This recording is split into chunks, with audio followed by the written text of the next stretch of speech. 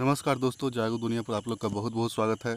और जो लोग भी इस चैनल पर नए हैं वे चैनल को सब्सक्राइब कर देंगे और बेल आइकन बटन को दबाना नहीं भूलेंगे। तो ये देख रहे हैं कि बीएसएससी प्रथम इंटर स्तरीय परीक्षा में गड़बड़ी की होगी जांच। 13,120 अभ्यर्थी को मिलनी है नौकरी। अब ये कब नौकरी मिलेगी तो भगवान ही जाने, लेकिन बस पेपर पढ़ के यही सब संतुष्ट कीजिए। बीएसएससी जॉब्स न्यू वर्ष 2014 में आयोग की ओर से राज्य के 42 विभिन्न प्रकार के पदों पर नियुक्ति के लिए ऑनलाइन आवेदन लिए गए थे। वर्ष 2016 में उच्च न्यायालय के आदेश के बाद अधिक उम्र सीमा वालों को विशेष छूट देकर आवेदन लेने का निर्देश दिया था। आइए अब विस्तार से पढ़ते हैं कि क्या दिया हुआ है, किस प्रकार का जांच होगा। बिहार कर्मचारी चयन आयोग के 13,120 पदों पर नियुक्ति प्रक्रिया में वर्ष 2016 में आवेदन की डाटाबेस में गड़बड़ी की जांच होगी। इसके लिए आवश्यक पहल आरंभ हो गई है।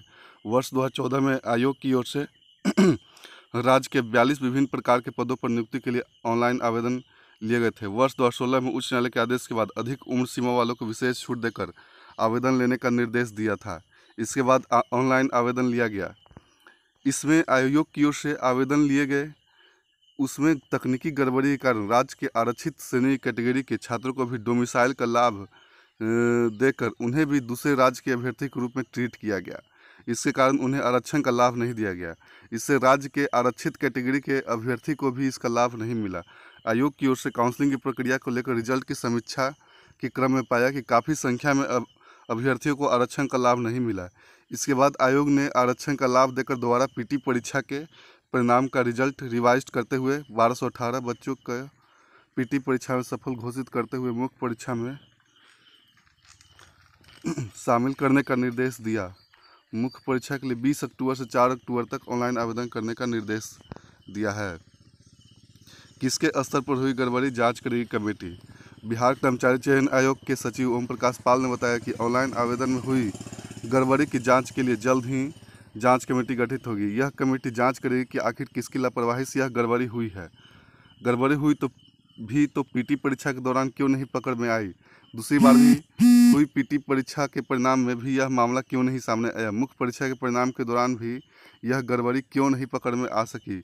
मामले में अध्यक्ष एक कमेटी जल्द ही गठित करेंगे।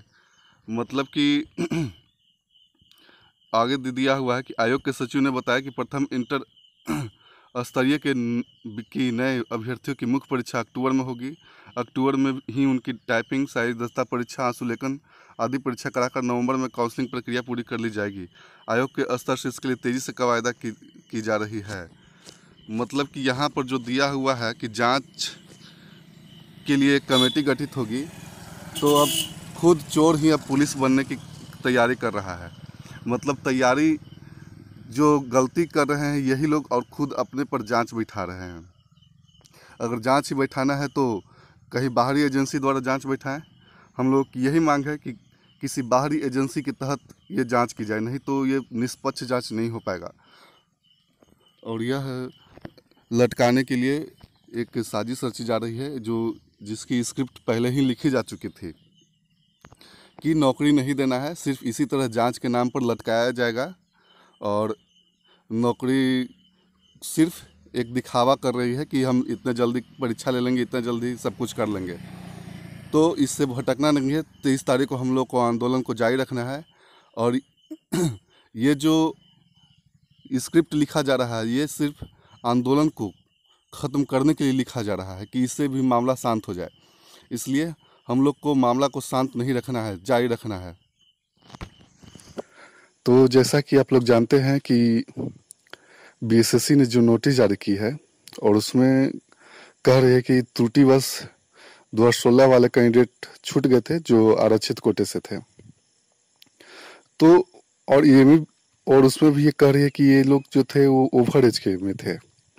तो ओवर एज में जो थे, तो आप लोग कई ऐसे एडमिट कार्ड वायरल देखे होंगे जिसमें 1996 डेट ऑफ बर्थ था और उनको भी शामिल किया गया था। वो भी अब मेंस का एग्ज़ाम देंगे। और ये लोग प्रारंभिक परीक्षा में ही मतलब कि इनको हटा दिया गया था। और कह रही है कि काउंसलिंग के जब हम लिस्ट तैयार कर रहे थे तो उसमें इन लोगों को गड़बड़ी पाया।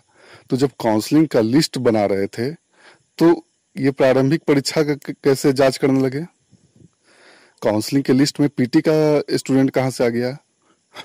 तो ये अब खुलेआम जो है, खुलेआम मतलब कि ये ओम प्रकाश पाल जो है चुनौती दे रहा है, और ये खुलेआम चुनौती दे रहा है कि हम अब धांधली करेंगे, हमको कोई नहीं रोक सकता है, क्योंकि हमारे ऊपर आका का हाथ है।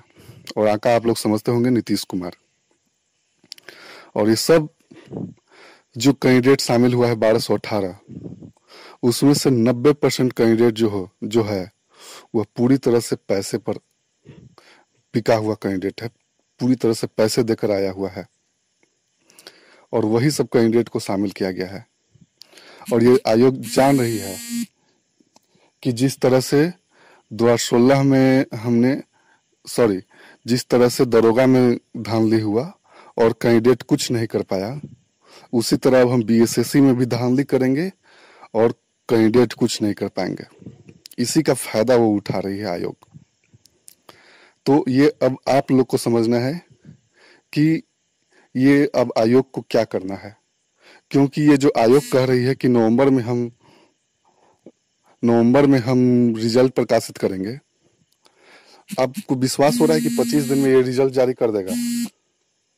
जो आयोग 8 साल में पीटी और मेंस कंप्लीट करवाती है, वो आयोग 25 दिन में रिजल्ट प्रकाशित कर देगा? हम सबको मतलब बेवकूफ ही बना रही है।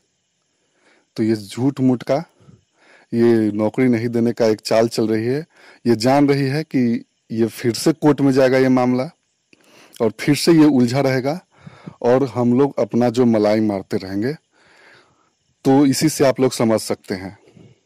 तो अब हम लोगों को समझना है कि आगे क्या करना है, नहीं तो ये आयोग इसी तरह गलती करते रहेगी, इसी तरह ये गलती करते रहेगी, अपना मलाई मारते रहेगी, और हम लोग उसका भुगतान भुगतते रहेंगे। इसलिए अब हम लोग को एकजुट होना है। 23 तारीख को किसी भी तरह जुटना है, उसमें जोरदार प्रदर्शन करना है। अगर वहां से भी नहीं हुआ तो जनता दरबार में जाना है। जनता दरबार में भी नहीं सुना जाएगा, विपक्षी पार्टी के पास भी जाना है, तेजस्वी यादव के पास भी जाना है।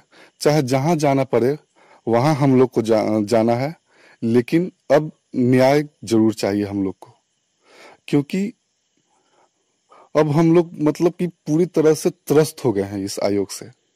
अब देख रहे हैं कि इस परीक्षा के कारण, सिर्फ बीएसएससी के कारण बहुत सारे एग्जाम को मतलब कि तिलांजलि देना पड़ा, बहुत सारे एग्जाम को छोड़ना पड़ा, बहुत सारे एग्जाम का तैयारी नहीं हो पाया। ये हर किसी के साथ होता है कि जब पीटी देता है, मेंस देता है, जिनका अच्छा एग्जाम जाता है, तो हर कोई चाहता है कि मतलब कि अब इसमें मेरा रिजल्ट आ गया, तो थोड़ा सा उनका पढ़ाई लूज हो जाता है। यह अक्सर हर किसी के साथ होता है, 90% लोगों के साथ होता ही है, और उसी का आयोग ये फायदा उठा रही है।